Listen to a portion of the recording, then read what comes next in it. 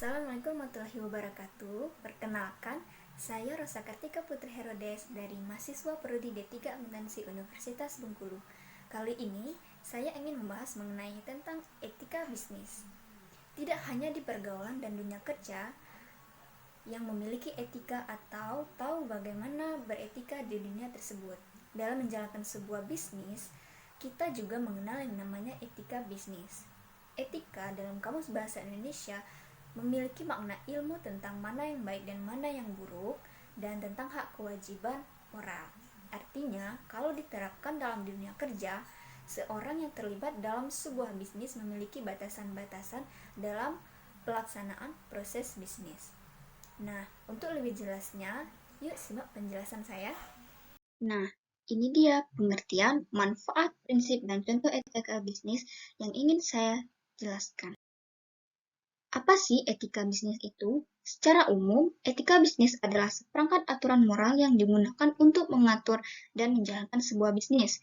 Etika membuat siapa saja yang terlibat di dalam proses bisnis mengetahui mana kegiatan atau aktivitas yang menyimpang dan mana yang benar. Dengan begitu, perusahaan bisa meminimalisir tindakan-tindakan yang menyimpang dan berpotensi merugikan bisnis itu sendiri. Dengan menerapkan etika, tujuan-tujuan bisnis dapat berjalan dengan baik dan diterima oleh pekerja, klien, termasuk masyarakat sekitar.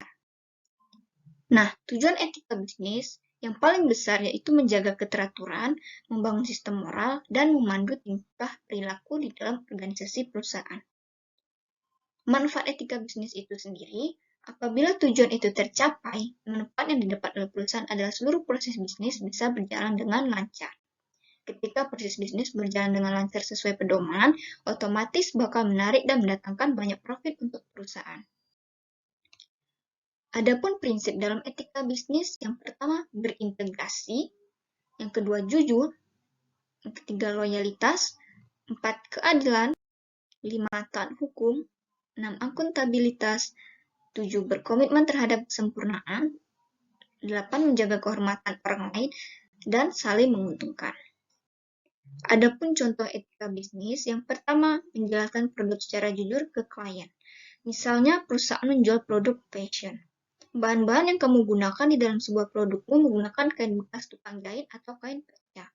Kamu harus menyampaikannya dengan jujur bahwa produk tersebut sebagian terbuat dari kain perca dan lain-lainnya. Contoh berikutnya, jujur ke calon investor soal kondisi perusahaan. Kamu adalah seorang bos di sebuah startup, tapi sayangnya profit startup yang kamu rintis itu tidak memuaskan dan kamu membutuhkan dana segar untuk operasionalnya. Cara mendapatkan dana segar tentu melakukan pendekatan ke calon-calon investor. Nah, jangan cuma karena kamu ingin dapat dana segar, kamu memberitahukan kondisi perusahaan secara nggak jujur.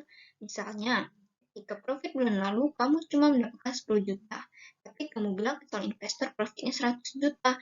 Secara sengaja, kemudian laporan keuangan dimanipulasi. Perilaku seperti itu sangat tidak etis bila diterapkan di dalam sebuah bisnis.